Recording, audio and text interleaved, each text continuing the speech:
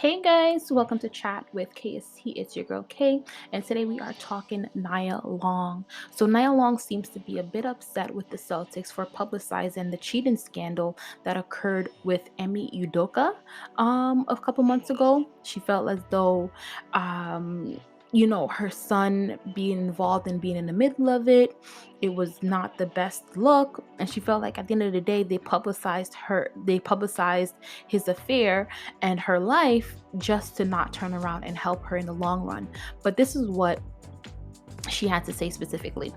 I think the most heartbreaking thing about all of this was seeing my son's face when the Boston Celtics organization decided to make a very private situation public, says Long, who took her son out of school when the news broke. It was devastating, and it still is. She still has moments where it's not easy for him. If you're in the business of protecting women, I'm sorry.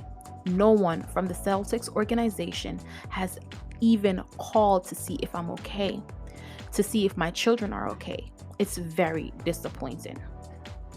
So I can get her sentiments in terms of feeling like, okay, well, you guys were able to publicize the affair, you guys were able to capitalize on the affair, you guys were able to let the whole world know about my pain and what I'm going through, but you never one day picked up the phone to call me to see what my son and I are going through, since you've publicly made my private situation everybody else's business.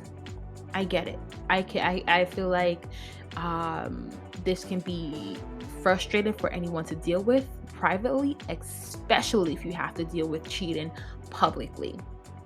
But in the same breath, I feel like you can't. I feel like it's in my gut. I feel like Nia Long is looking for someone to blame. I feel like you can't blame the Celtics for publicizing it when he's the one who cheated. You know what I mean? If Aduka, and I hope I'm saying his name correctly, didn't do something worth the public knowing about, then this would have been gone. It's similar to when a man cheats, and then when the man cheats, the wife or the girlfriend reaches out to the side chick to blame the side chick for everything that's going wrong in her life. I feel like it's the same thing here. Someone has to take accountability, and the blunt of the accountability falls on Ime Aduka, and I hope I'm saying this man's name correctly. A bulk of the accountability, responsibility for the situation falls on him. It sucks that it has to be public, but he should have kept in consideration when he was doing what he was doing that this can go public.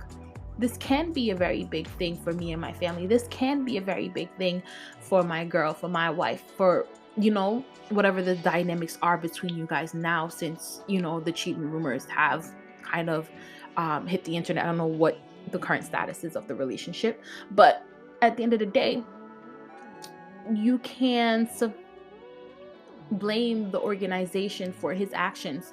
And I'm not saying you're blaming the organization for his actions, but you're blaming the organization for speaking out and publicly talking about his actions. And I feel like, should they have done it? No, they should have kept it on the hush hush. It's none of their business anyway. It's none of anyone's business anyway. But it's like, do you care more about people finding out, or do you care more about the fact that he cheated? And I get it, your son is involved and you want to protect your son. Like, as a mom, that's the first thing we want to do. We want to protect our child. In the same breath, Imi Yuduka should have been thinking about your son. He should have been thinking about all of that before he made the actions that he made. So let's not misplace the blunt of our anger to put it towards a scapegoat, towards an organization, because it's easier to say you're wrong for what you've done, because we don't want to put the blame where the blame really belongs, because then we'd have to face ourselves and say, hey, why am I still with this person, or why did I allow this, or whatever. It's like, not even that you allowed it, but it's like sometimes we have to face ourselves when we actually blame our spouses, when we actually blame our boyfriends for the cheating that they do. We have to now face ourselves and ask ourselves some really deep questions. And I feel like sometimes we don't want to ask ourselves those questions, so we look for external things to blame. So, all in all, Nia Long, I feel like Celtics is not the bad guy here. You have to hone in on what's going on in your relationship dynamics and blame the person who actually cheated and let them take a blunt of the responsibility.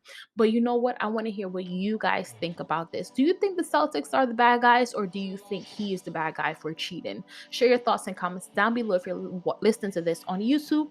And if you listen to this on Apple Podcasts or Spotify, know that I love you guys and we'll chat next time. Bye.